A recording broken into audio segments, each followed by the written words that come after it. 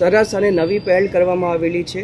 એમાં એસપી વિજય ગુર્જર સાથે જે છે એએસપી સિમરન ભારદ્વાજ અને एएसपी नवीन रेपुड़ी चक्रवर्ती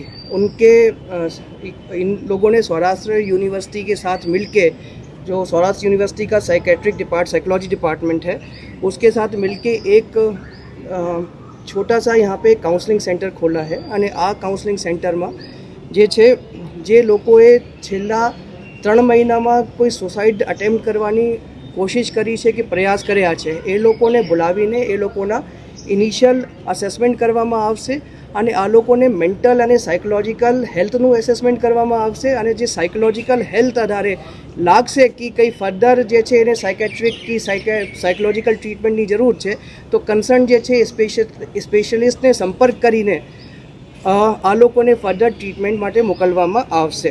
આ જે છે હાલ જે છેલ્લા 3 મહિનાના જે સુસાઇડના ડેટા છે, રાજકોટ ગ્રામ્યના જુદા જુદા પોલીસ સ્ટેશન વિસ્તારોમાં જે લોકોએ સુસાઇડ અટેમ્પ્ટ કરી છે, આ સુસાઇડ અટેમ્પ્ટ કરનારાઓને જે છે હાલ ઇનિશિયલી આ કાઉન્સલિંગ સેન્ટરની મુલાકાત માટે બોલાવ્યા છે. એવા જે આઈડેન્ટિફાઈડ 217 લોકો છે, જે લોકોએ છેલ્લા 3 મહિનામાં આવી રીતના અલગ અલગ તરીકેથી પ્રયાસ કર્યા છે.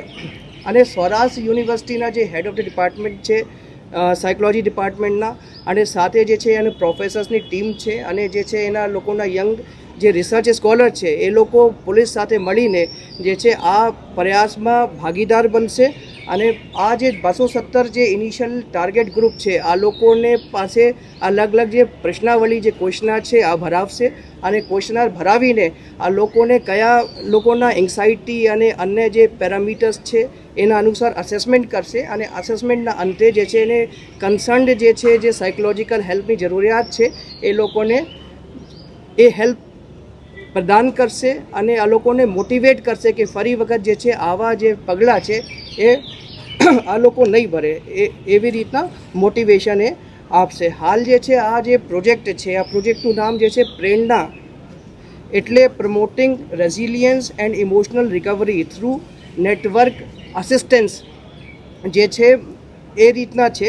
અને જે છે આ પ્રેરણા પ્રોજેક્ટ હેઠળ જે ફર્સ્ટ ફેઝ છે એ જે સાયકોલોજીકલ અસેસમેન્ટ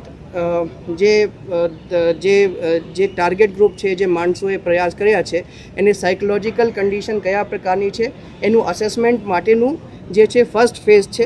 અને પછી જે છે આ ફ્યુચરમાં જે છે આ જે છે આગળ જે છે એ લોકોને ફર્ધર સાયકોલોજીકલ અન્ડરસ્ટેન્ડિંગ માટે મોકલશે. અને જે ક્વોલિફાઈડ સાયકેટ્રિસ્ટ છે રાજકોટ શહેરના કે જિલ્લા વિસ્તારમાં કે આજુબાજુના વિસ્તારમાં, એ લોકોને સાથે પણ સંપર્ક કરવામાં આવેલું છે. અને જે લોકોને ફર્ધર હેલ્પની જરૂરત છે એને અમે એ સાયકેટ્રિસ્ટ જે ક્વોલિફાઈડ સાયકેટ્રિસ્ટ છે એને રિફર પણ કરીશું. હવે હું જે એવા લોકો જે પોતાના જીવનથી નિરાશ છે અને અમુક કારણોસર જે છે થાકી ગયા છે અને સુસાઇડ કરવાનો વિચારે છે, એ લોકો માટે અપીલ કરું છું કે એક જે છે તમે પોલીસને એક તક આપો. તમે જે છે તમારા નજીકના પોલીસ સ્ટેશન છે અથવા જે જીવન આસ્થા હેલ્પલાઇન છે, એ જીવન આસ્થા હેલ્પલાઇન ઉપર સંપર્ક કરો કે નજીકના પોલીસ સ્ટેશન જાઓ. પોલીસ તમારી જે છે ચોક્કસથી હેલ્પ કરશે. અને જે હેલ્પ જે છે તમારી હેલ્પ કરશે, તમને મોટિવેટ કરશે.